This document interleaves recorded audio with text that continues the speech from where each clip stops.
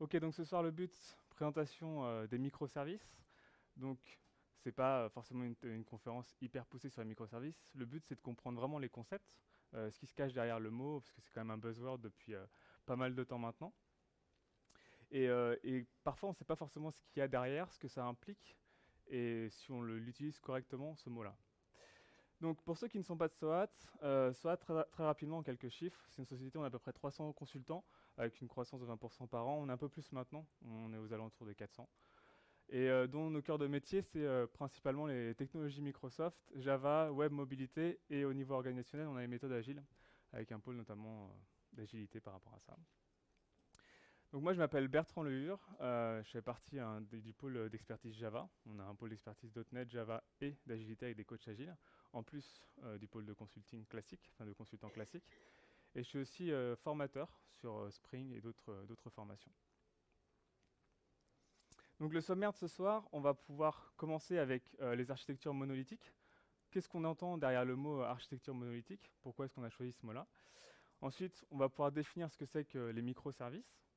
Et par la suite, ce que je vais faire, c'est je vais vous expliquer la communication entre les microservices, comment on intègre des microservices entre eux au sein d'une architecture microservice, comment on peut découper, quelles sont les techniques pour découper une application monolithique pour aller vers des microservices. Le déploiement aussi, bien sûr, parce qu'on va voir qu'on est obligé d'automatiser l'intégralité de toute notre infrastructure. Le monitoring qui devient obligatoire, même s'il l'est déjà maintenant, encore plus que d'habitude. La mise à l'échelle, de quels sont les points que vous allez devoir regarder pour la mise à l'échelle de vos microservices. Et on va terminer avec de l'organisationnel qui s'appelle la loi de Conway, et je vais vous expliquer ce que c'est. Donc par contre, ce qu'on ne verra pas ce soir, c'est pas une présentation où il y aura du code, c'est pas une mise en place d'outils où je vais faire une démonstration d'outils, et c'est pas non plus un déploiement de microservices. Donc c'est vraiment une soirée qui est consacrée à la présentation des bases au niveau des microservices. Donc qu'est-ce qu'on entend par une architecture monolithique? Donc déjà, qui est développeur dans la salle? Tout le monde est développeur? Ok, cool. Qui c'est qui fait du Java? .NET? Il y a peut-être des gens qui font que du front, de l'Angular, ce genre de choses? Non? C'est bon. Et mobilité? Android, iOS? Non? Ok. On est plus sur les backend. Donc, pour les .NET, Tomcat, serveur d'application. Fait ça, quand un servlet, c'est bon. Donc ça, c'est typiquement architecture classique, du MVC en front, des services où on a les services métiers, et la couche de DAO où on accède à la base de données. Donc ça va être une architecture type monolithique, tout à fait classique. On va lui ajouter bien sûr en front un autre balancer avec du réseau, et puis forcément une base de données derrière.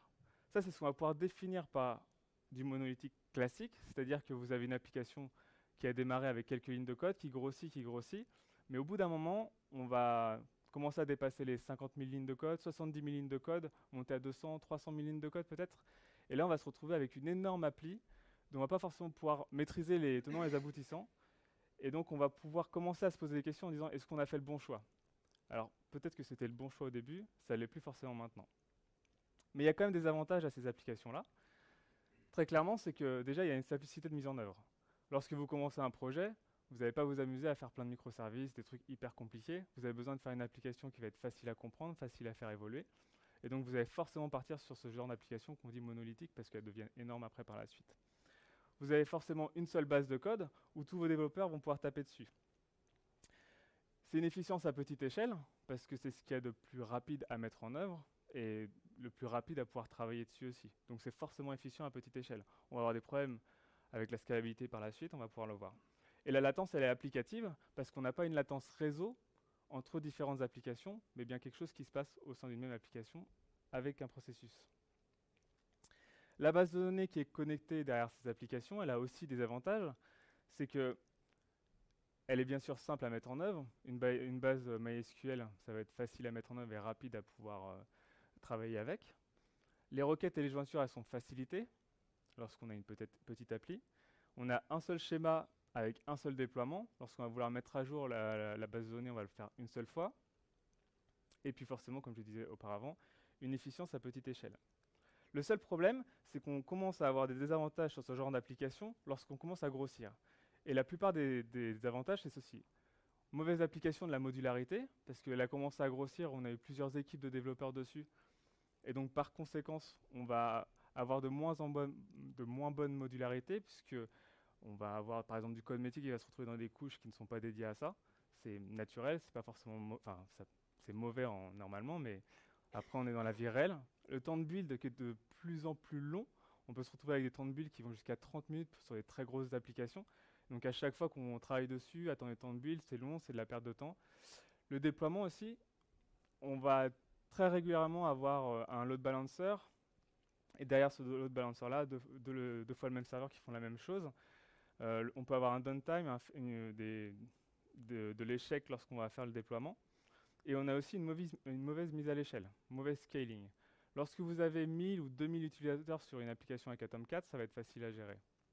Lorsque vous passez sur du 10 000, 50 000, 100 000, 200 000, vous avez besoin de faire grossir votre application, grossir vos serveurs. Donc très souvent, ce qu'on fait, c'est du vertical link scaling, c'est-à-dire qu'on va faire grossir les serveurs, et au-dessus, on va mettre des load balancers, et à chaque fois qu'un internaute arrive, on va le distribuer sur un des serveurs qui est en dessous.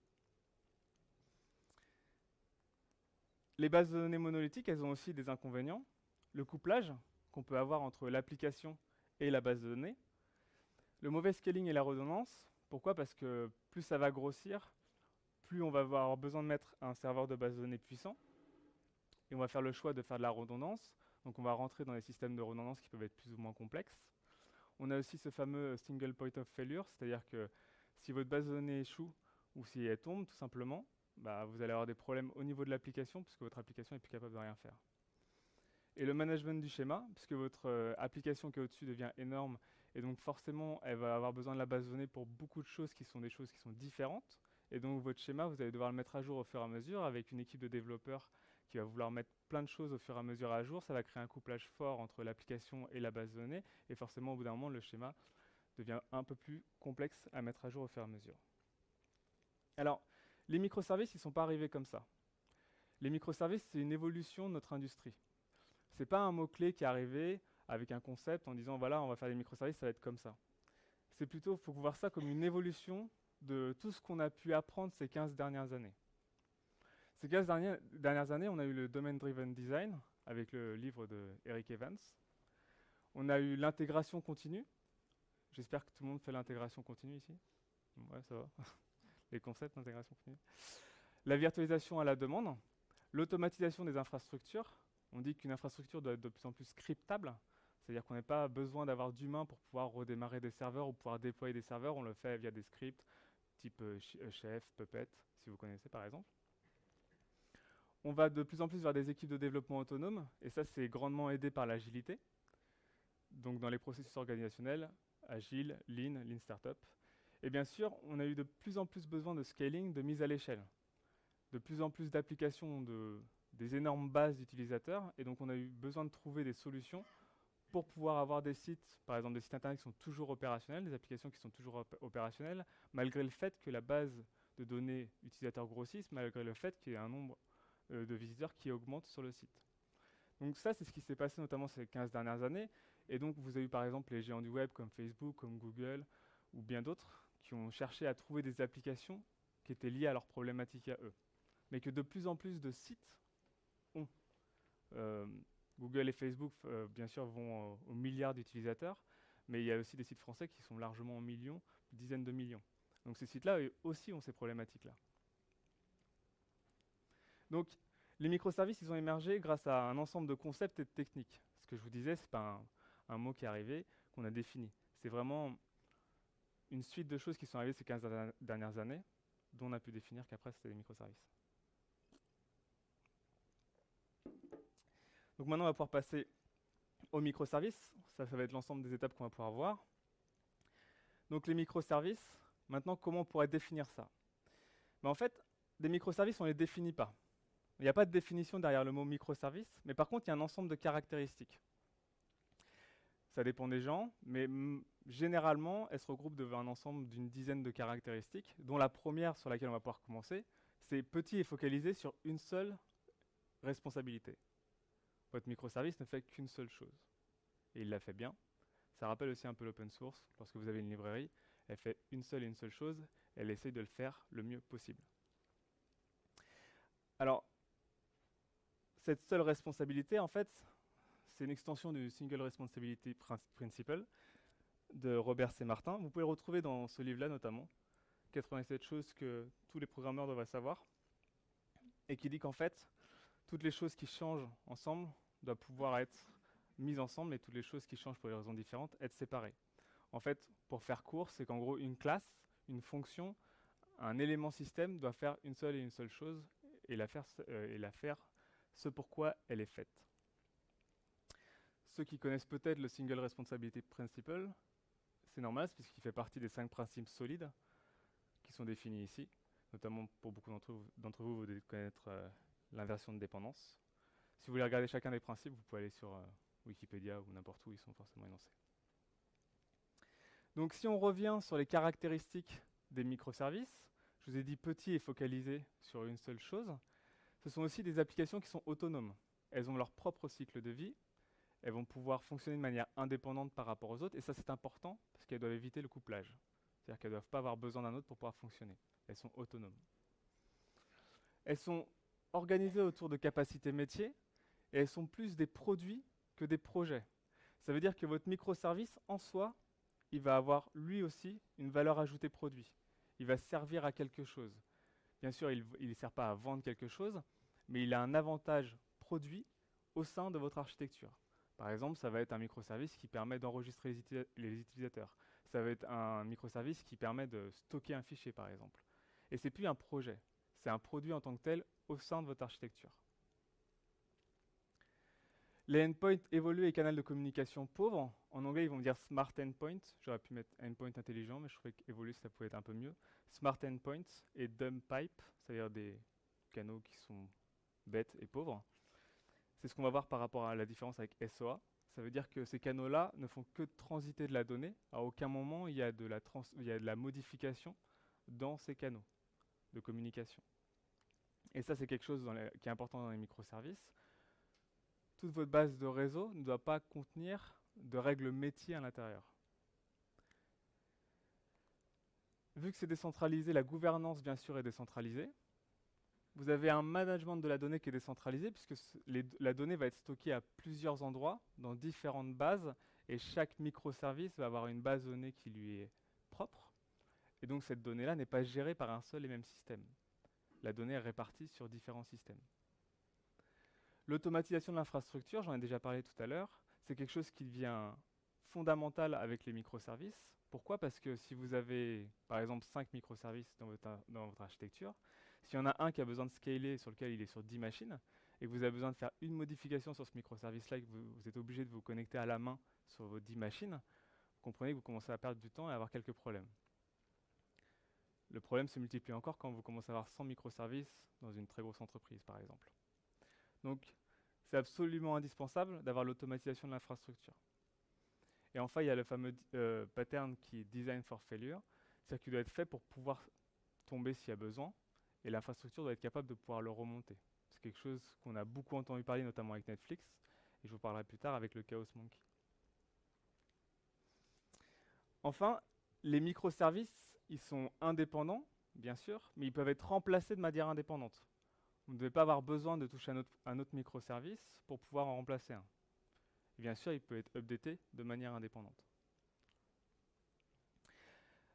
Donc si on récapitule, par rapport aux architectures monolithiques, aux applications dites monolithiques, elles sont organisées à un niveau technique.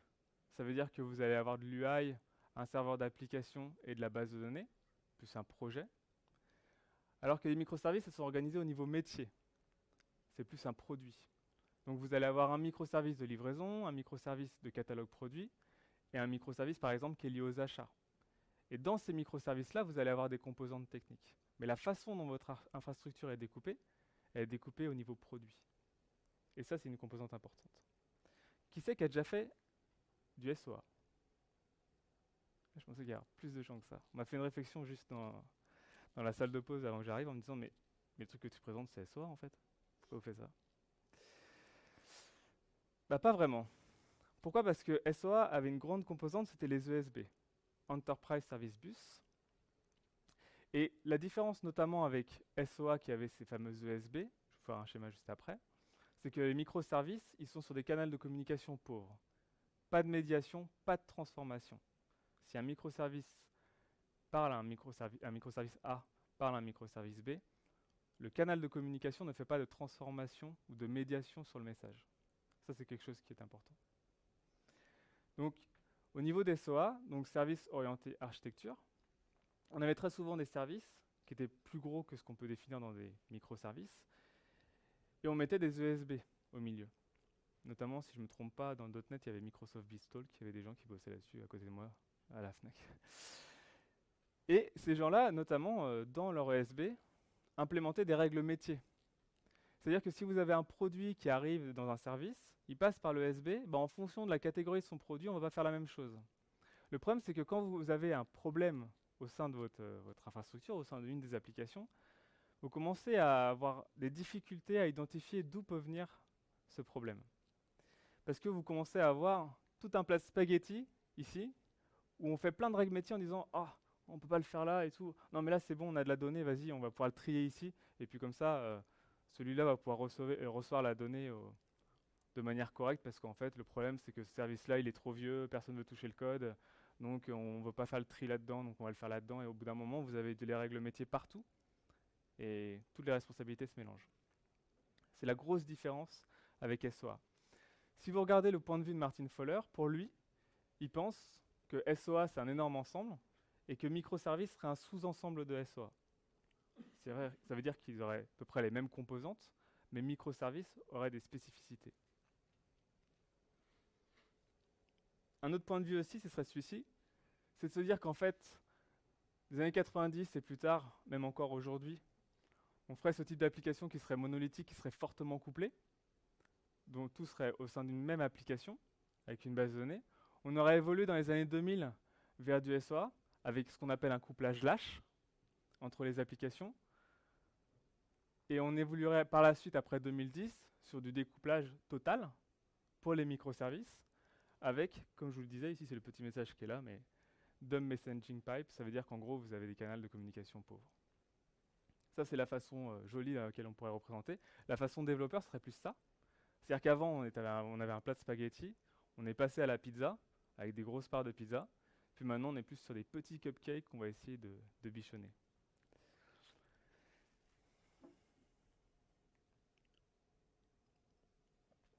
Donc, maintenant qu'on a parlé, on a défini ce que pouvait être une architecture monolithique, on a parlé de ce que c'était que les caractéristiques des microservices, on va pouvoir se concentrer sur l'intégration.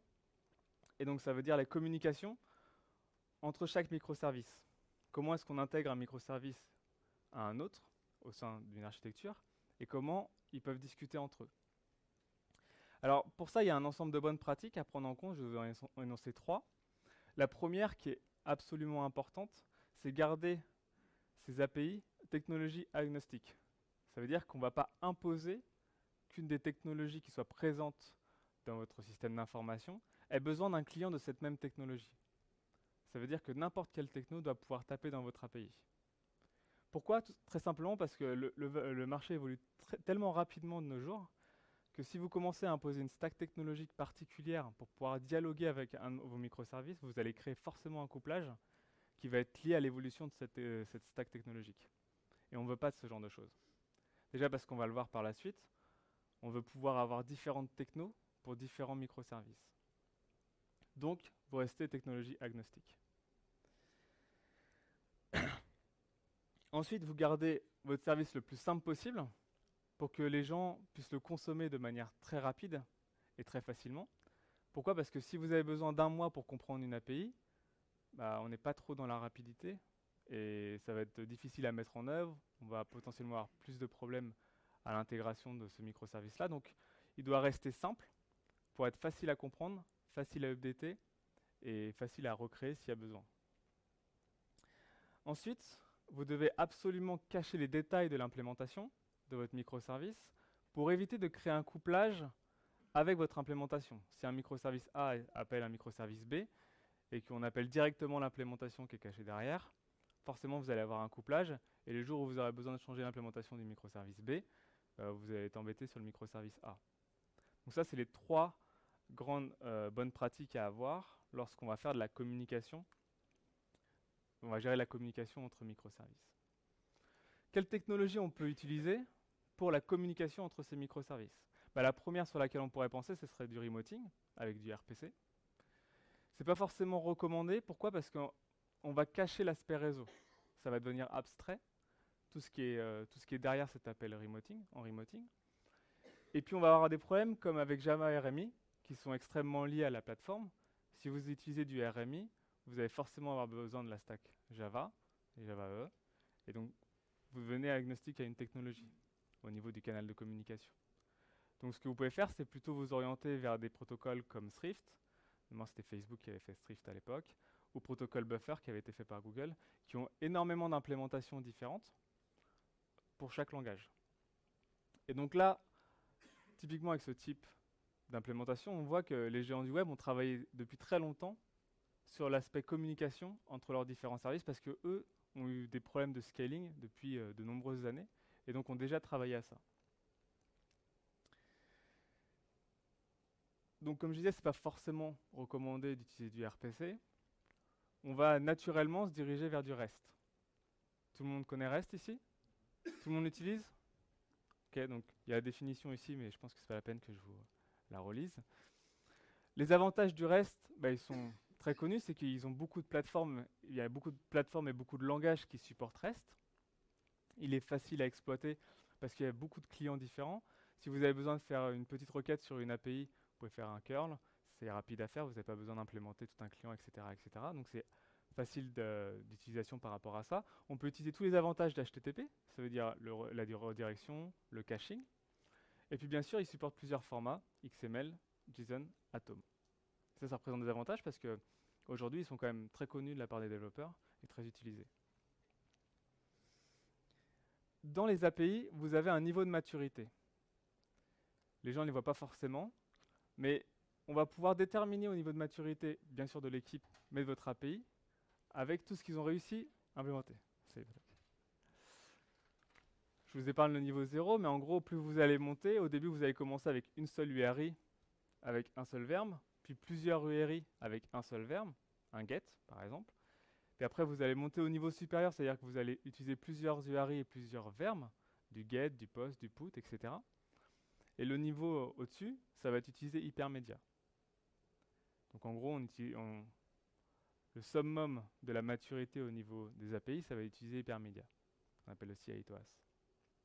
Donc hypermédia, si vous voulez rapidement une explication qui simplifie, c'est-à-dire que lorsque vous allez faire une requête ou un appel sur une ressource, par exemple un get, pour avoir un user sur, par exemple, Twitter, dans la réponse de ce get avec le user, vous allez avoir un ensemble de liens qui va vous décrire comment utiliser l'intégralité de la ressource. Je prends un exemple. S'il y a un user, je fais un get sur un user et qu'il a des tweets, on va m'expliquer dans la réponse du user comment récupérer les tweets de ce user-là. Donc vous allez avoir directement le chemin dans la réponse du user pour pouvoir requêter et récupérer les tweets de ce user-là. Ça, c'est le niveau de maturité maximum qu'on peut atteindre au niveau de REST. D'accord? Est-ce qu'il y a des gens qui connaissaient? Ouais. Sur le blog de SWAT. Il y a eu un article sur le blog de SWAT récemment. Donc ça va être ce qui va être très facilement et très fréquemment utilisé. Utiliser REST parce que beaucoup de gens le connaissent et que la facilité de mise en œuvre vous permettra rapidement de pouvoir démarrer des projets. Mais vous allez avoir un autre niveau qui va être très intéressant, ça va être tout ce qui est asynchronisme. Donc, qu'on appelle Event-Based Communication. Vous allez vous tourner vers l'event sourcing. Alors, qu'est-ce que ça vous permet? Tout simplement, c'est lorsque vous allez utiliser une application, vous allez avoir un aspect transactionnel. Lorsque vous avez une application avec une base de données, vous faites de l'achat, vous utilisez commit, le rollback, avec des EJB par exemple, si vous utilisez des grosses machines. Là, vous n'allez plus avoir cet aspect transactionnel. Donc vous allez avoir besoin d'ajouter de l'asynchronisme. Et donc pour ça, vous allez pouvoir utiliser tout ce qui est messaging, avec un exemple RabbitMQ par exemple. Créer des bus de messages sur lesquels vous allez pouvoir diffuser des messages et qui vont être du coup, qui vont créer une sorte de dilatation du temps en disant un microservice envoie un message, les autres s'inscrivent pour pouvoir recevoir ces messages-là qui ont été publiés, mais ils ne vont pas forcément pouvoir les consommer dans la seconde. Ils peuvent les consommer plus tard. Et vous êtes d'accord que quand on commence à arriver à un niveau de maturité comme celui-ci, vous avez aussi une montée en complexité. Et donc forcément, il faut que vos équipes arrivent à comprendre comment ça fonctionne. Parce que s'il y a des messages qui se perdent, il faut qu'ils puissent être récupérés par la suite, etc., etc. Mais c'est quelque chose qui va du coup très bien avec les microservices. On pourrait imaginer par exemple que lorsque vous faites un achat sur un site de e-commerce, que lorsque vous avez payé, l'email qui va vous être envoyé n'a pas besoin d'être envoyé dans la seconde, mais peut être envoyé dans les 5 secondes prochaines. Donc si on envoie un message sur le bus de message, s'il est consommé dans les 4 ou 5 secondes plus tard, c'est pas très grave. Et ça ne doit pas bloquer le processus d'achat. C'est à ça aussi que sert l'asynchronisme. Autre chose qui devient primordiale, que vous connaissez tous, mais que parfois les gens ne sachent pas qu'il y a des normes aussi pour ça, c'est le versionning de vos microservices et de vos applications. Il y a une norme qui s'appelle SEMVer, Semantic Versioning, que vous devez tous connaître quasiment. Majeur, mineur, correctif. J'ai une version 2.1.3. Le 2, c'est ma majeure. Le 1, ça va être ma version mineure. Et le point 3, c'est mon correctif. Vos microservices doivent avoir des versions pour que les gens qui les consomment savent vers quoi ils tapent. Donc on a pu parler de l'aspect communication entre microservices. Je vous ai parlé des 3 différents aspects, avec du RPC, du REST et bien sûr de l'asynchronisme. On va du coup maintenant pouvoir regarder quelles sont les méthodes pour découper des blocs monolithiques. Donc, découper une application monolithique, en soi, c'est pas mauvais. On va éviter de commencer par des microservices.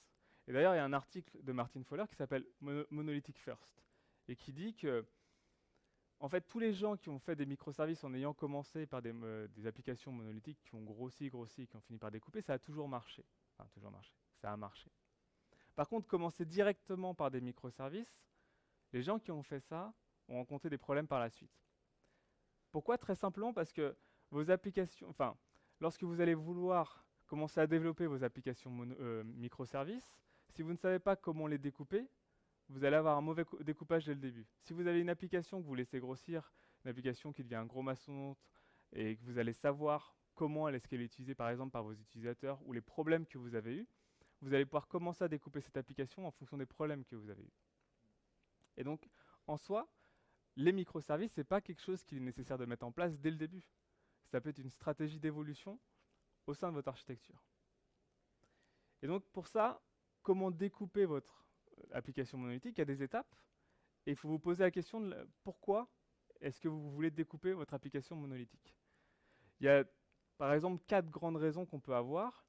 C'est très clairement, notre application va suivre des grosses modifications parce qu'on va faire une évolution majeure au sein de notre application. Et donc du coup, pourquoi ne pas découper cette partie, ce pan de l'application, pour pouvoir le mettre en mode microservice et s'occuper de l'évolution uniquement sur ce microservice-là.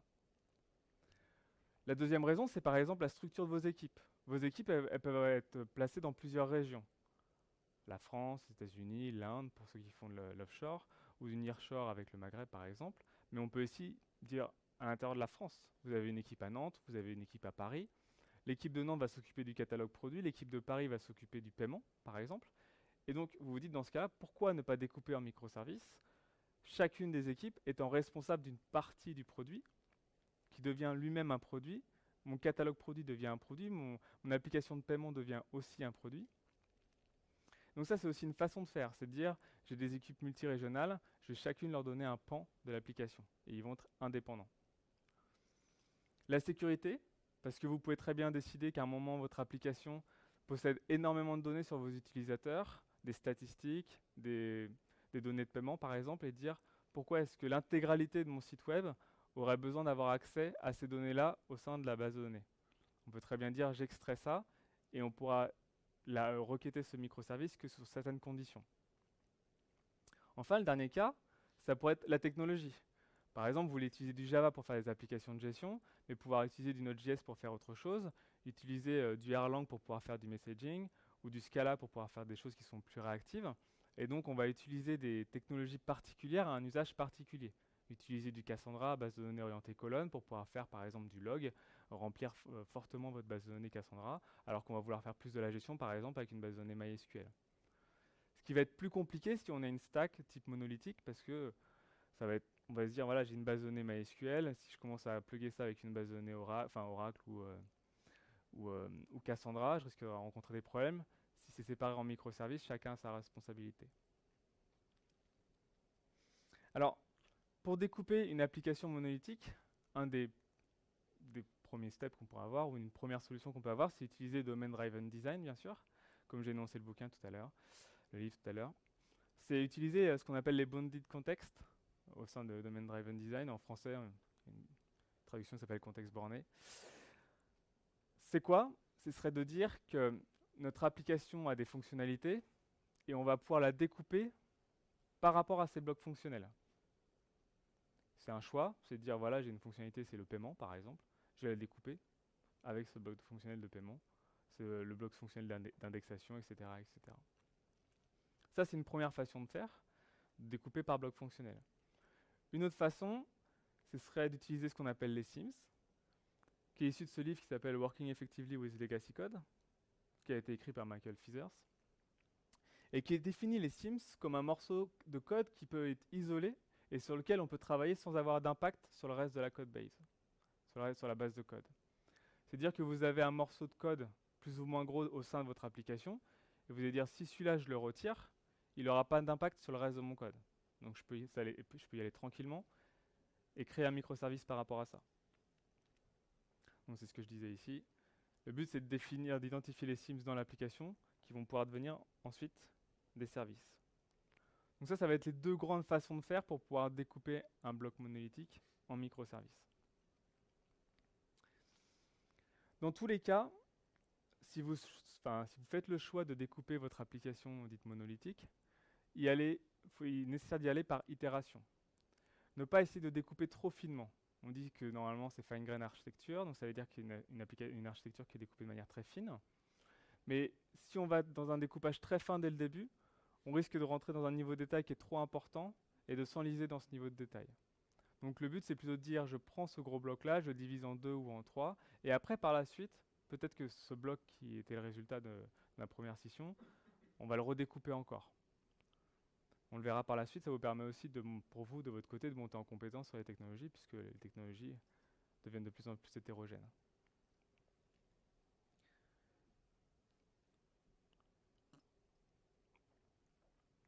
Donc, on a pu voir les microservices, l'intégration, donc la communication entre les microservices, le découpage d'un monolithe. On va pouvoir maintenant aborder la question du déploiement, puisque c'est quelque chose qui est très important. Lorsque vous, actuellement, dans vos applications dites monolithiques, beaucoup d'entre vous doivent avoir de l'intégration continue, enfin, j'espère. C'est ce qu'il y a de plus classique. Ce n'était pas forcément le cas, et certains clients chez lesquels je passais il y a à peu près 5 ans, on va dire, n'avaient jamais vu encore d'intégration continue. Même les outils de build, ils étaient encore sur des outils de build qui pouvaient être assez anciens, type Ant par exemple, qui ont très bien fait leur travail, mais qui ne correspondent pas forcément aux besoins qu'on a aujourd'hui au niveau de notre industrie. Donc ça, c'est ce que vous avez de manière totalement classique chez vous, chez vos clients, j'espère pour vous. C'est-à-dire un repository de code qui contient toute votre base de code de votre application dite monolithique, dans votre base de code, sur lequel vous allez avoir un serveur d'intégration continue et votre build. Et votre build va vous produire des artefacts. Ces artefacts-là, vous allez pouvoir après soit les stocker par exemple dans un Nexus, les réutiliser par la suite, en recréer des dépendances, etc., etc. Dans le cas d'un microservice, ou plusieurs microservices, il est plutôt conseillé de ne pas garder le même repository, mais créer un repository de code par microservice, de manière à ce qu'on garde indépendant chacun d'entre eux. Mais ça veut dire aussi que chacun d'entre eux va avoir un build différent, un job différent. Donc, ça va augmenter le nombre de jobs. C'est quelque chose qu'il va falloir prendre en compte aussi, parce que dans certains clients, par exemple, ils ont 5, 10 jobs qui tournent, ça va très bien. Quand on commence à avoir, comme certains projets sur lesquels je bosse actuellement, 100, 200 jobs, là, ça risque d'être un peu plus problématique. Donc, c'est quelque chose aussi à prendre en compte dès le début, au niveau de vos serveurs d'intégration continue. Donc, ils vont tous vous produire des artefacts. C'est chose classique. Je considère que l'intégration continue, c'est le minimum qu'on puisse attendre aujourd'hui sur les projets. Mais il y a un niveau à atteindre supplémentaire. Ça va être ce qu'on appelle, donc, du coup, on a parlé continuous integration. Maintenant, on parle de continuous delivery. C'est quoi? C'est la même chose que l'intégration continue, c'est-à-dire on compile, on teste, mais on livre en plus à l'environnement suivant. Votre environnement suivant, ça dépend de votre chaîne, mais ça peut être du test, de la qualification, de la recette, peu importe la production. Toujours est-il que votre build il a été placé d'un environnement à un autre. Parfois, certains clients font ça, et après, il n'y a plus qu'à cliquer pour dire « Ok, j'accepte pour que ça parte en production ». Mais ça déroule d'environnement en environnement. Et pour ça, par exemple, avec Jenkins, vous avez quelque chose qu'on appelle les pipelines. C'est-à-dire que vous allez pouvoir voir graphiquement un build qui passe d'environnement en environnement avec des tests qui sont exécutés, par exemple des tests d'intégration, puis après des tests de performance, etc., etc. Et ça passe la chaîne, le pipeline, pour finir jusqu'en production. Après, il y a parfois besoin de manuel, d'action manuelle pour pouvoir passer en production. Et donc ça, c'est le minimum qu'on puisse attendre si on fait des microservices. On ne peut pas se permettre de devoir déployer à la main. On ne peut pas se permettre d'avoir besoin de dire je prends mon WAR, je le passe maintenant directement à la main sur un FTP, ou etc., etc. Vous devez automatiser. C'est obligatoire.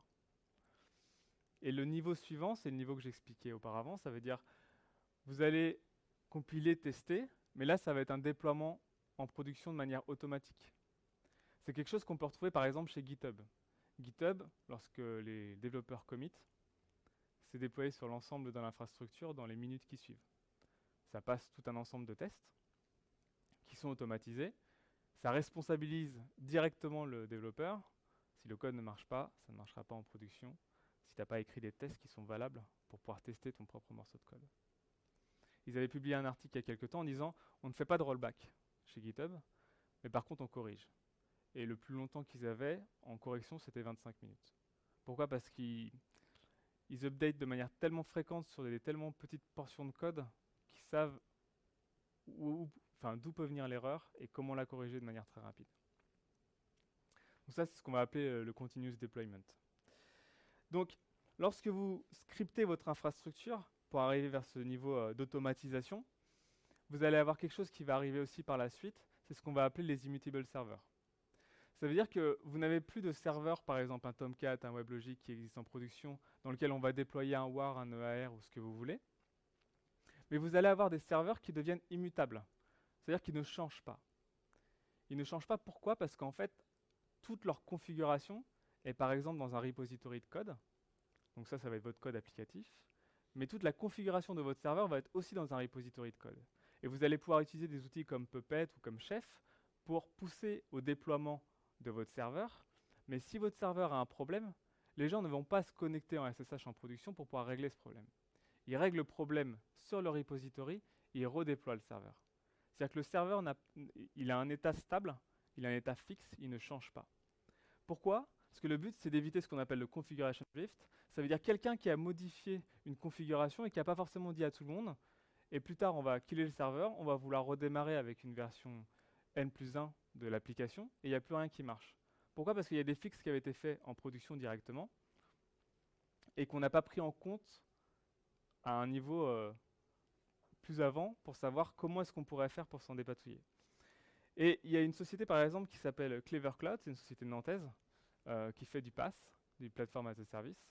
Et quand vous écoutez son CEO en interview, pour lui, au sein de sa société, avoir un humain qui est en SSH sur la prod, c'est danger, c'est interdit. Il n'y a pas d'humain sur la prod. S'il y a un problème sur la prod, on corrige avant et on redéploie. Il n'y a pas de changement manuel sur la production. Il n'y a pas de changement dans la configuration. Tout doit être fait avant et repassé par la chaîne intégrale. De manière à ce que, dans le pire des cas, s'il y a quelqu'un qui se connecte sur votre machine, un pirate ou ce que vous voulez, un employé, vous avez des alertes qui sont envoyées à tout le monde et rien ne doit changer. Donc ça, c'est aussi quelque chose qui change parce qu'on a très souvent envie, lorsque l'application plante, d'aller voir les équipes de production et dire bon, quel est le problème, qu'est-ce qui marche pas et tout, envoie-moi les logs, on va régler et tout. Ah mince, on a oublié la configuration du serveur Tomcat et tout, bah rajoute-la, faut augmenter la mémoire, diminuer la mémoire, ou j'ai oublié une variable et tout, c'est pas grave, je remettrai dans... Non, ça n'existe pas. Vos serveurs, ils sont immutables. S'ils ont besoin d'être modifiés, on les tue, on les recrée. Donc le déploiement de microservices, on peut avoir plusieurs solutions classiques que vous connaissez, ça va être la machine physique, la machine hôte. Vous pouvez aussi avoir de la VM. par exemple, je sais plus, VMware par exemple, je fais le mot, les conteneurs Linux, LXC, et puis dernièrement aussi on a Docker qui est monté en flèche, c'est quoi, 2 dernières années on va dire, qui existe depuis plus longtemps que ça, mais qui a un véritable essor.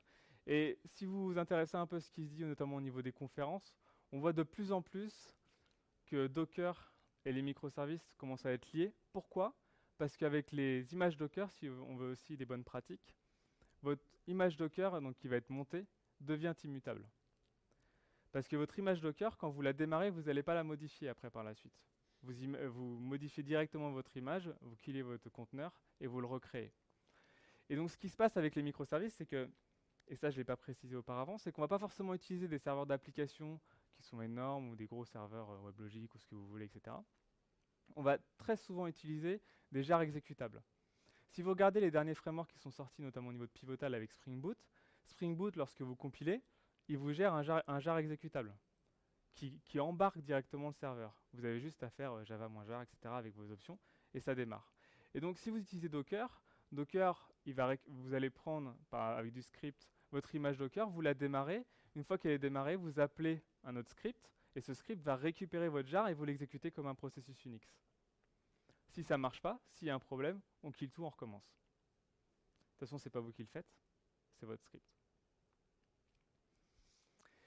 Donc au niveau des autres frameworks, vous allez voir du Spring Boot pour du Java bien sûr, mais vous avez aussi Drop Wizard, que je vous conseille de regarder. Au niveau de Scala, qui fait aussi du Java bien sûr, vous avez Play Framework, et vous allez voir qu'à chaque fois, il vous génère des fichiers qui deviennent exécutables, et c'est assez perturbant. On les appelle les fat jars de mémoire, parce qu'en fait, votre jar devient énorme, fait plusieurs dizaines de mégas, même voire plus, et ça devient très... Enfin, normalement, il ne doit pas faire plus, puisque c'est des microservices, mais ça devient très perturbant d'avoir qu'un seul fichier qui contient tout et qui devient énorme. Donc, on a pu voir le déploiement, ce que ça impose les microservices au niveau du déploiement. Maintenant, on va pouvoir passer sur du monitoring. On a vu toutes les étapes. Avant, on va pouvoir terminer avec la mise à l'échelle, et puis on parlera aussi de l'organisationnel après, par la suite, avec les bons et les mauvais côtés des microservices. Le monitoring, normalement, c'est indispensable pour une application classique, mais très souvent, les développeurs ont tendance à dire c'est la prod qui fait ça, c'est pas moi. C'est les équipes de prod, ils ont leurs outils, ils s'en débrouillent. Avec les microservices, on va plus vers une culture DevOps, donc on va devoir mettre le monitoring à l'œuvre très tôt dans les applications et avoir un regroupement de tous ces monitorings parce que vous n'allez pas pouvoir vous permettre d'aller sur chaque microservice pour savoir quel est son état. Si on prend un exemple classique, on va prendre plusieurs microservices, un microservice qui va gérer vos utilisateurs, un autre qui indexe par exemple un contenu qui est sur votre site dans une base de données, un autre qui vous gère l'ensemble de votre catalogue produit. Chacun va générer des logs. S'ils sont mis à l'échelle, par exemple si votre service de produit est mis à l'échelle et qu'il y a 10 machines microservices, elles vont toutes générer des logs. S'il y a un des problèmes sur un de ces microservices-là, vous n'allez pas vous amuser à vous connecter dessus pour pouvoir récupérer vos logs. Vous n'allez pas demander à l'équipe de prod, récupérez-moi les logs de ce microservice-là, ainsi de suite, et puis après, je vais m'en dépatouiller, je vais voir ce que je fais. C'est pas possible. Vous devez absolument tout automatiser. Et donc, pour les logs de ce type-là, ils vont tous générer leurs logs. Vous allez devoir les parser, et vous allez pouvoir utiliser un outil comme Logstash, par exemple. Vous parsez vos logs pour pouvoir récupérer ce dont est nécessaire. Si vous avez vos logs de ce service-là et de ce service-là, et que vous allez devoir prendre les deux et les regarder à la main avec vos petits yeux pour pouvoir savoir ce qui se passe, vous allez vraiment galérer. Donc là, on passe par exemple sur du Kibana, sur un backend qui va permettre de stocker l'ensemble de vos logs, et après on va utiliser un Elasticsearch pour pouvoir indexer tout ça. C'est la fameuse stack qu'on appelle ELK. Si vous ne connaissez pas, je vous conseille de regarder, c'est vraiment intéressant. Elasticsearch, Logstash et Kibana. Autre chose qu'on oublie beaucoup lorsqu'on travaille sur des applications, et là ça se voit encore plus sur des microservices, c'est ce qu'on va appeler les correlation ID. Si je reviens sur le schéma d'avant, si j'ai un user ou si j'ai un internaute qui passe par ce service-là, qui génère des logs, il va peut-être passer par ce service-là et ce service-là. Si j'ai une erreur qui arrive sur le parcours de mon utilisateur au sein de mon architecture, il va falloir que j'arrive à déterminer où et à quel moment était le problème. Si je dois regarder à chaque endroit où est-ce qu'avait été le problème, sans savoir pourquoi il y a eu un problème, ni comment déterminer le parcours de mon utilisateur au sein de mes microservices, je vais avoir un problème. Donc on va mettre en place ce qu'on appelle les correlation ID.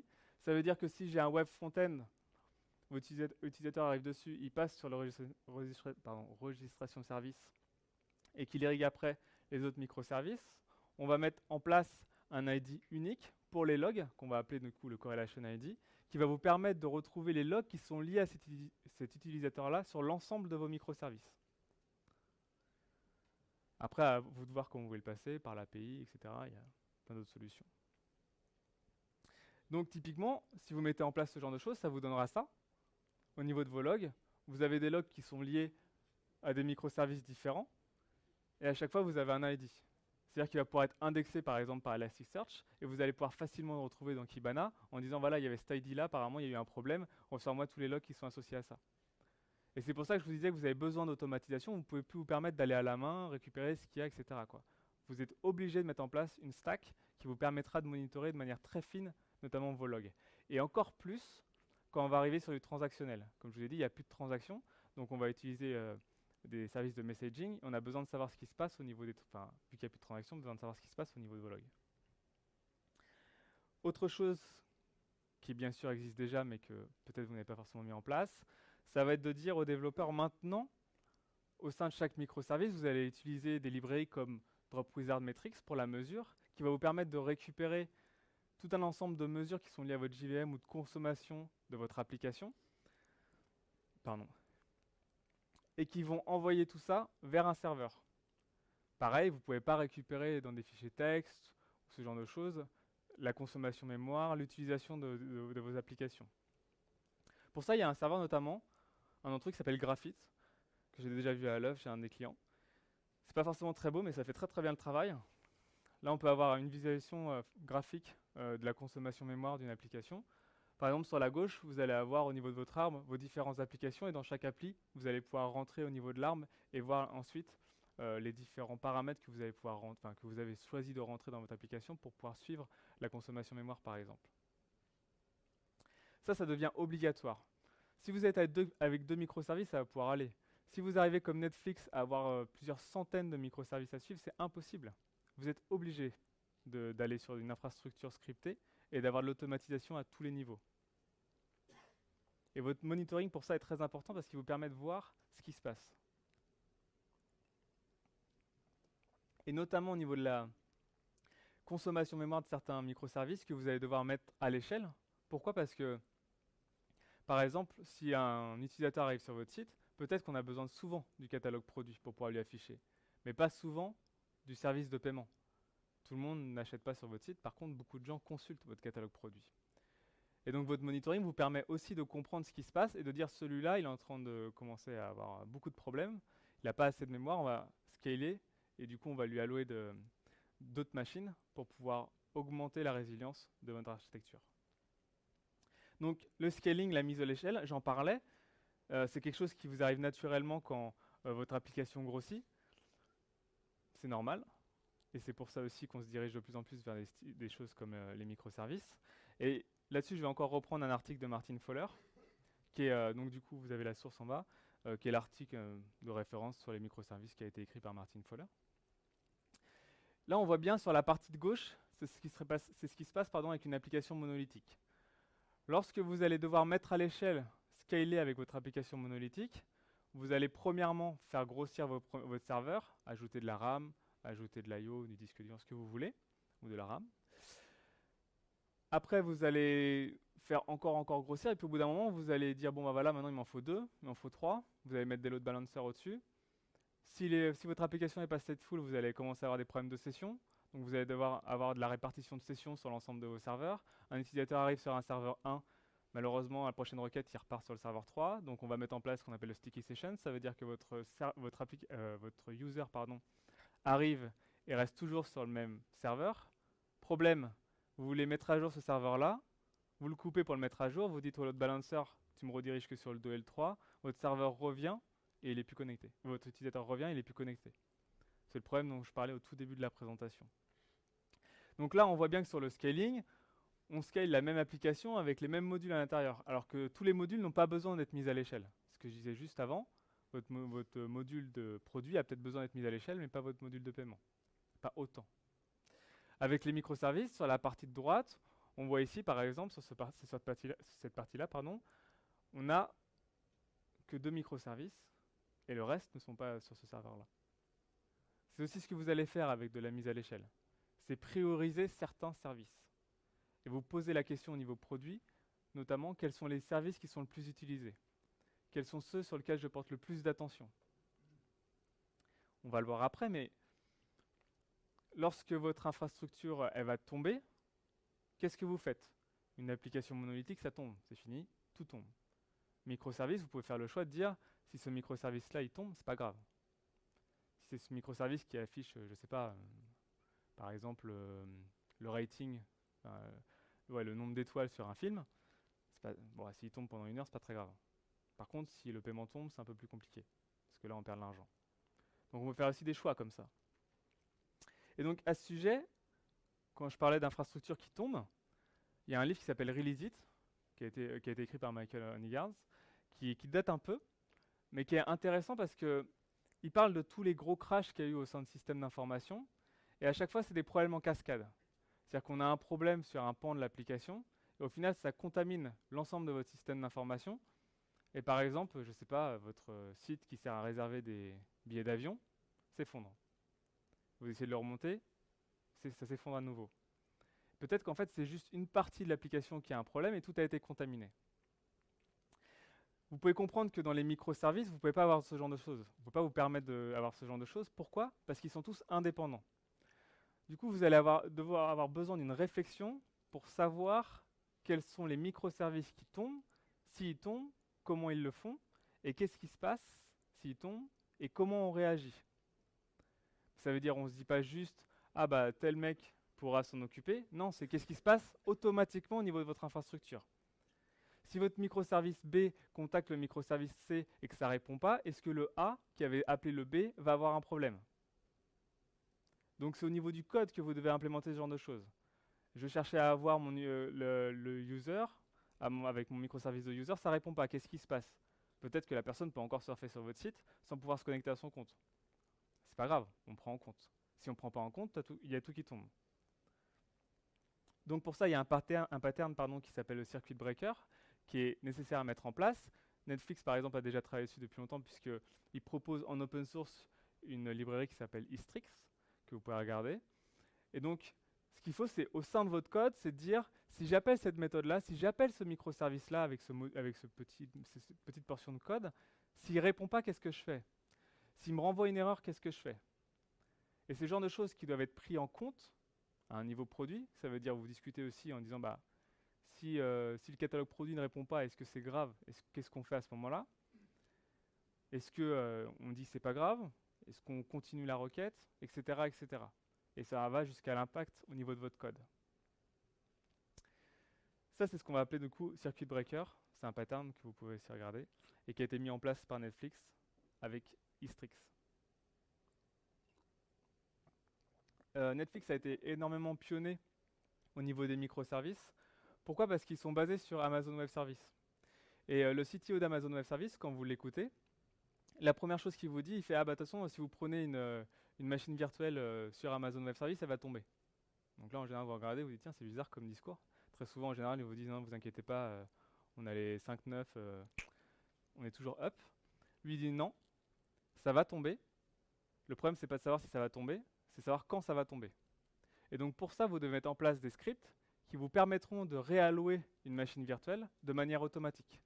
Puisque chez nous, on a une API, donc vous pouvez la réallouer de manière automatique. Vous mettez par exemple du CloudWatch, je crois, vous regardez au niveau des alertes, si vous avez une appli qui commence à tomber ou un service qui commence à tomber, hop, c'est pas grave, on le recrée. Et ça revient à ce que je disais tout à l'heure, l'infrastructure scriptable. Et donc, étant donné que Netflix sont basés sur Amazon Web Services, dès le début, ils ont pris conscience que tout pouvait s'effondrer. Et donc, ils se sont posé la question au commencement en disant qu'est-ce qu'on va faire, comment on va réagir, comment nos services doivent réagir s'ils s'effondrent. Donc, je reviendrai là-dessus par la suite, parce que le cas de Netflix est assez particulier. Vous pouvez regarder leur projet open source, ils collaborent beaucoup avec ça. Ils mettent à disposition beaucoup d'outils pour pouvoir travailler sur les microservices. Si je continue maintenant avec de l'organisationnel, il y a une loi qu'on appelle la loi de Conway. Et la loi de Conway, tout simplement, c'est une loi qui dit qu'en fait, toute organisation qui produit un projet, le projet va être à l'image de la structure organisationnelle de cette organisation. Et donc, vous pouvez remarquer que très souvent, c'est ce qui se passe au sein des clients, par exemple, chez lesquels vous allez. Ils ont une structure organisationnelle qui est découpée avec des pans. Très souvent en France, ça va être format pyramide. C'est bien ça en France, c'est vieilles entreprises françaises. On est formé comme ça, on est structuré comme ça. Et vous allez très souvent voir que ça se retrouve aussi dans la façon de pouvoir créer des applications chez ce client-là. C'est la loi de Conway, elle date quand même de 1968, donc c'est pas nouveau. Et c'est quelque chose qui réémerge, dont on parle maintenant avec les microservices. Et il y a du coup l'inverse qui s'est créé, qui vient de la société Southworks, qui s'appelle la manœuvre de Conway inversée, et qui dit justement, puisque très souvent l'infrastructure technique représente ce qui se passe au niveau organisationnel dans votre entreprise, la façon dont les gens structurent, les services informatiques, le service marketing, etc., etc. Si on fait l'inverse en se disant quelle structure technique, quelle IT je veux avoir dans mon entreprise, et du coup, comment je pourrais structurer ma boîte en fonction de ça. Si on prend l'exemple de Netflix, par exemple, s'ils se disent, voilà, dans mon entreprise, j'aimerais avoir des services, mon IT doit être structuré comme ça, je veux avoir un service qui puisse permettre de faire de la vidéo, je veux avoir un service qui puisse permettre de faire du writing, etc., etc. Vous comprenez que d'un seul coup, une image pyramidale d'une entreprise, ça va pas forcément marcher. Ça va être plutôt des petites équipes autonomes, en feature team, qui se concentrent sur un produit et qui vont être une partie de l'application. Et c'est ce qu'on retrouve aussi chez Spotify. Par exemple, Spotify, si vous avez l'application desktop, je ne sais pas si vous le savez, mais chaque partie que vous voyez dans cette application desktop, c'est indépendant. Ils n'utilisent pas forcément le même framework. Ils utilisent un JavaScript, du Ember, du Backbone, de l'Angular. Tout ça, c'est embarqué en mode frame, par exemple. Et chaque équipe est indépendante et chaque équipe a pour but de pouvoir rendre, par exemple, la barre de lecture la mieux possible. L'affichage de votre jaquette de musique la mieux possible, etc., etc. Et donc, c'est la méthode de Conway inversé. Ça veut dire qu'on va se dire, qu'est-ce que je veux comme infrastructure technique? Comment je pourrais structurer mon entreprise pour obtenir ce genre de choses? Qui va peut-être me permettre d'être scalable, agile, réactif au marché, augmenter le time to market, ce qui occupe à chaque fois certains services de l'entreprise et qui vont toujours voir l'IT en disant, mais pourquoi est-ce que vous n'arrivez pas à délivrer ce qu'on vous demande? Mais peut-être qu'on n'est pas structuré pour ça. Peut-être qu'on n'est pas organisé pour pouvoir faire ce que vous voulez qu'on fasse. Et ça, c'est quelque chose qu'on va pouvoir voir dans les microservices. C'est très lié à l'agilité, ça veut dire petites équipes autonomes. C'est lié à DevOps, ça veut dire qu'on va mélanger des devs et des opérationnels. C'est fini le temps où on filait son application à un opérationnel qui n'est pas sur le même étage et disait débrouille-toi, c'est la prod, je ne vais plus te voir. Après, qui vous dit ça marche pas et tout, envoie-moi les logs et puis je te les envoie par email. Non, pas par email, c'est pourri. Etc., etc. Non, c'est pas possible.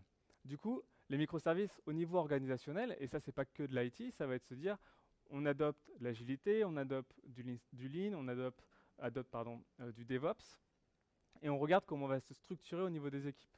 Ça revenait à ce que je disais tout à l'heure, vous pouvez très bien donner des microservices à une équipe qui est à Nantes, une autre à Strasbourg, une autre à Paris, et elles font toutes des choses différentes. Donc voilà, je vous ai dressé un panel des choses qu'il faut retenir sur les microservices, des bonnes pratiques, des avantages qu'on peut avoir à avoir les microservices. Il n'y a pas que des avantages, il y a aussi des inconvénients. Et donc, pour terminer sur tous ces avantages et des inconvénients, je propose de passer en revue ce qu'on peut avoir avec les microservices. Vous avez des bénéfices qui peuvent bien sûr arriver rapidement. C'est de dire, voilà, c'est une architecture qui est adaptée aux besoins métiers, puisqu'on s'est structuré avec des services qui représentaient un morceau, un pan de votre application ou un pan de votre produit. Donc du coup, ils sont plus adaptés aux besoins métiers. Ils ont une résilience et une scalabilité, parce qu'on peut directement adapter certains microservices en disant ce microservice-là va être forcément impacté, donc on va augmenter la mise à l'échelle de ce service. Pareil pour la résilience. Normalement, si tout est bien mis en place, votre infrastructure peut bien tenir. Par exemple, on parlait de circuit breaker tout à l'heure.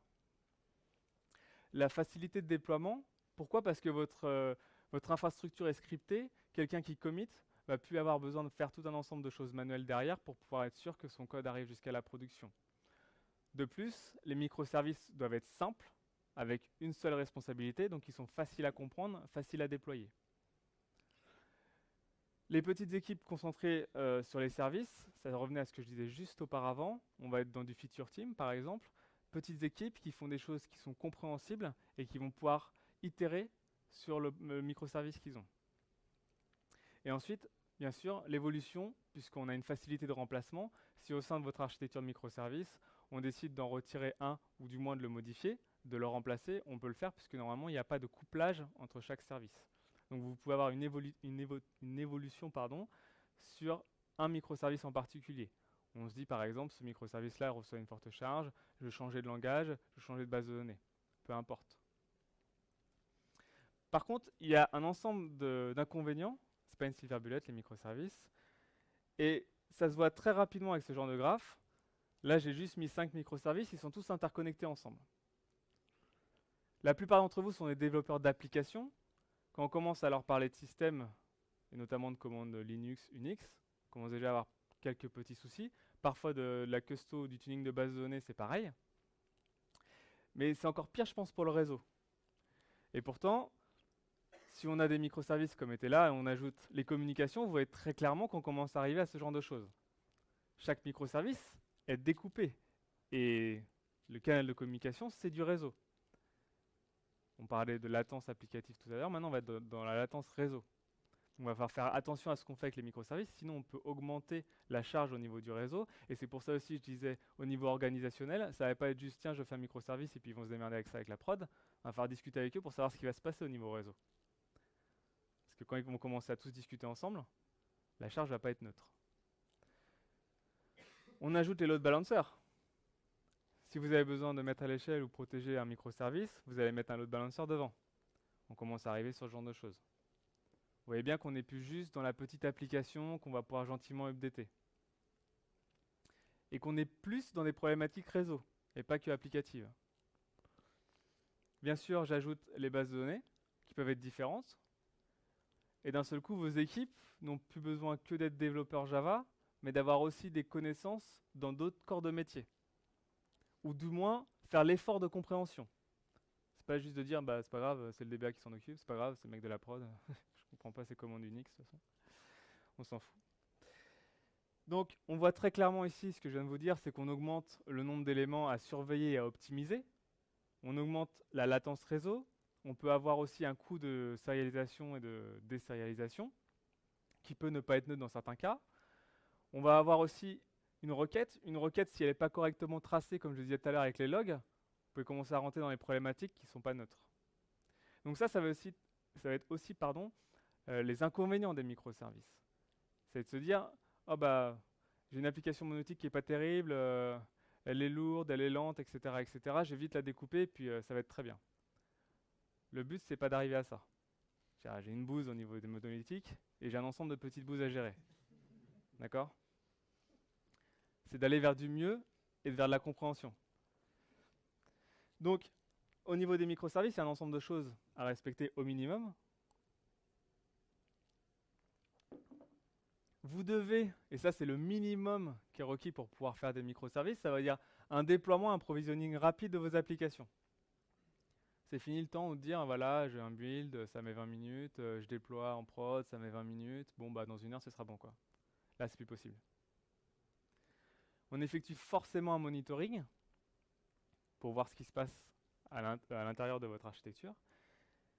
Et puis bien sûr, il y a une culture DevOps à avoir dès le début. C'est pas neutre. On n'est plus juste développeurs lambda, les développeurs Java, développeurs .NET. On s'intéresse forcément à la culture du voisin.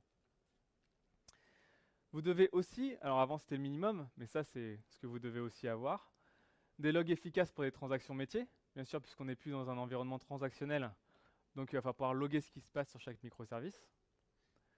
Le continuous delivery, j'en parlais tout à l'heure aussi, pour l'intégration, puis ensuite le delivery sur un environnement suivant. Avoir des équipes qui sont centrées sur des produits, donc on peut avoir des petites équipes qui sont centrées sur les microservices mais qui ont un aspect produit direct. J'apporte de la valeur directe avec ce microservice-là.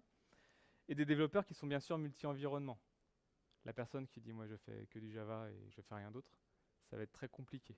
Déjà parce qu'on est dans une culture DevOps et qu'en plus on risque de passer d'un microservice à un autre. Et si on a changé de techno sur l'autre microservice, il va falloir faire l'effort de comprendre. même si on n'est pas forcément expert ou hyper calé dans cette autre techno, il va quand même faire un effort. Il y a des anti-patterns à respecter lorsque vous faites ce genre de choses. Le plus gros anti-pattern que vous pouvez voir directement, ça va être dire je crée un méga service.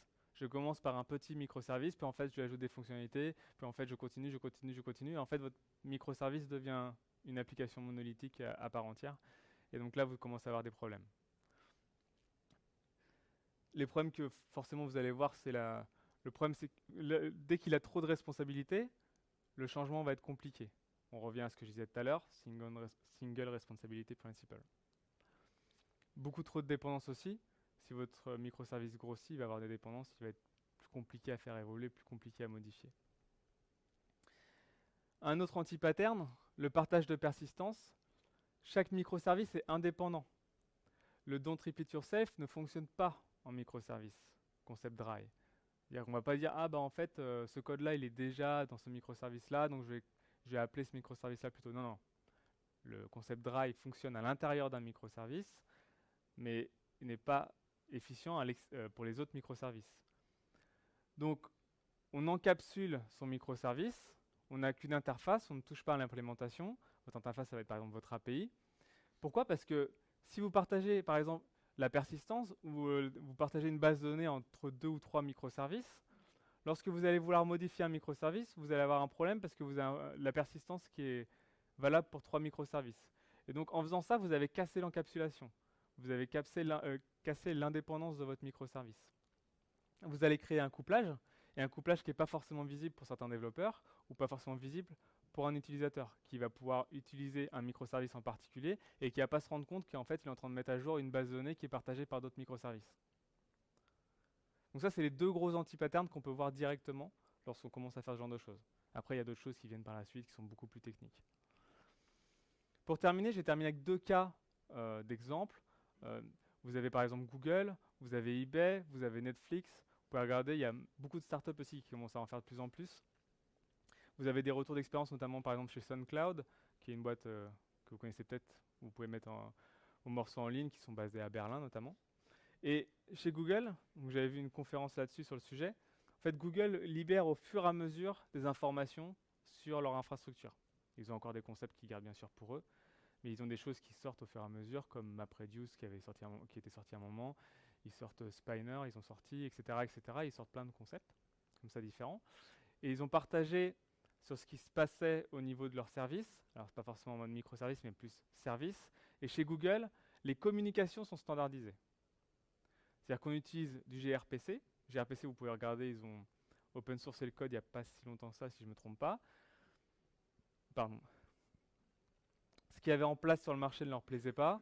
Ils ont dit, bon, on va recréer quelque chose. Ils ont recréé gRPC, Google RPC. Vous pouvez regarder, il y a différentes implémentations pour plein de langages différents. Le format de données, il est spécifié aussi. Et les interfaces sont spécifiées. Ça, c'est standardisé. L'infrastructure aussi est standardisée à différents points. Au niveau du source control, leur repository est standardisé. D'ailleurs, je ne sais pas si vous avez regardé, il y a une information qui est sortie il y a un mois ou deux, notamment qui était sur développer.com, et qui disait qu'en fait, Google utilise le même source control pour l'intégralité de leur projet, ce qui va à contresens de ce qu'on pouvait penser. Donc, ça représente des millions de lignes de code. Il y a une vidéo sur le sujet, vous pouvez voir, une ingénieure chez Google qui explique pourquoi est-ce qu'ils ont fait ça et quelle était l'idée derrière ça. Le management de la configuration, le management des clusters, le monitoring, l'alerte et le diagnostic, tout ça est standardisé pour que si quelqu'un a besoin de pouvoir regarder ce qui se passe sur un de leurs services, qu'ils n'aient pas à devoir utiliser un outil différent. Donc communication et infrastructure standardisées, mais pas les services. Les services sont adaptés à leurs besoins. Les langages de programmation, les frameworks et la persistance peuvent être différents. Ils vont utiliser des langages ou des frameworks qui sont associés à leurs besoins. Et donc ça, vous voyez, c'est pas juste technique, c'est une vision dès le début. C'est-à-dire on standardise les communications, notre infrastructure aussi, mais pas les applications qui doivent être très liées à la volonté produit, très liées à l'optimisation qu'on a besoin d'en faire. Chez Netflix, il y a quelque chose qui est sorti il y a, je sais pas, peut-être 2-3 ans, je ne me rappelle plus exactement. Il y a un livre qui s'appelle Antifragile Organisation, qui est de cet auteur-là, et qui dit en fait qu'il y a du bien dans le chaos et dans toutes les choses qui ne fonctionnent pas forcément correctement. Et c'est un peu à l'image de ce qu'il y a chez Netflix. Chez Netflix, il y a quelque chose qui s'appelle le Chaos Monkey. Et comme je vous parlais de ça tout à l'heure avec Amazon Web Service, qui n'est pas forcément quelque chose de stable, Netflix a fait le choix dès le début de dire, ok, si c'est pas stable, on doit pouvoir killer n'importe quel service à n'importe quel moment. L'échec, failure, devient le quotidien. C'est pas une exception. Et pour être sûr que ce soit le quotidien et que ça ne stresse pas les ingénieurs, ils ont créé un script qui s'appelle Chaos Monkey, et le script se balade sur leur infrastructure et kill des VM à la chaîne. Et l'infrastructure est obligée de réagir de manière automatique en recréant des VM. Et les microservices doivent pouvoir repartir là où ils s'étaient arrêtés, si c'est le cas. Pour certains d'entre eux, par exemple, ils vont continuer à dépiler une file de messages. Et ça, c'est très intéressant. Pourquoi ? Parce que ça leur impose une culture dès le départ, de dire attention, c'est pas peut-être ça va tomber, c'est non, ça va tomber. De toute façon, on a un script qui te dit que ton service à toi, il va killer peut-être dans 3 jours ou peut-être dans 10 jours, on ne sait pas. Et il y a une news qui est sortie il y a quelques mois, je crois, je ne me rappelle plus exactement. Mais peut-être que vous avez vu aux US, il y a un problème, il y a 2 data centers d'Amazon Web Services qui sont tombés. 1 ou 2, je ne me rappelle plus exactement. Il y a énormément de sites qui ne répondaient plus aux États-Unis, dont Snapchat. Et Netflix était toujours up. En fait, parce que Netflix, pour eux, ils avaient déjà inclus ça. Qu'est-ce qui se passe si un data center tombe ? Eh bien, l'intégralité de leurs applications était déjà partie sur les data centers à l'autre bout du monde, en Irlande, je crois, pour Amazon Web Services, ou au Japon, s'il y a des gens qui sont de la côte ouest des États-Unis, etc. Et c'est le seul à rester up. Parce qu'ils l'ont intégré très profondément dans leur culture. Et c'est très simple, c'est nous-mêmes qui killons nos applications tous les jours. Et en plus, on le fait au hasard avec un script. Vous pouvez regarder sur leur repository. Netflix, ils ont sorti plusieurs choses, notamment Eureka, un système de découverte. J'en ai pas forcément parlé, mais lorsque vous allez avoir une infrastructure de microservices, si vous en ajoutez un, vous n'allez pas commencer à dire aux autres, tiens, j'en ai ajouté un. Vous n'allez pas le faire à la main. Donc vous allez mettre en place un système de découverte. Il y a un service qui va soit héberger l'intégralité des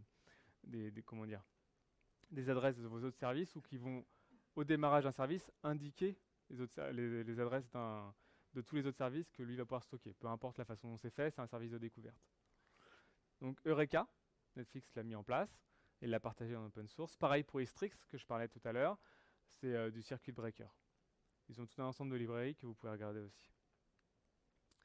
Alors, pour terminer cette soirée, cette présentation sur les microservices, il y a des choses à pouvoir garder. Peut-être que l'information est arrivée de manière trop massive d'un seul coup et que je ne me suis pas arrêté pendant cette heure. Je ne sais pas. J'espère que j'ai été le plus clair possible. Mais il y a un ensemble de conseils à pouvoir garder. Et notamment, le premier conseil, c'est de dire qu'en fait, les microservices, ils apportent un ensemble d'avantages, mais qui ne sont pas liés qu'à la technique. Ils sont liés aussi à l'organisationnel. Je parlais de feature team, je parlais d'agilité, de DevOps. Donc on ne fait pas que changer la technique, on fait aussi changer les mentalités et la culture au sein d'une entreprise.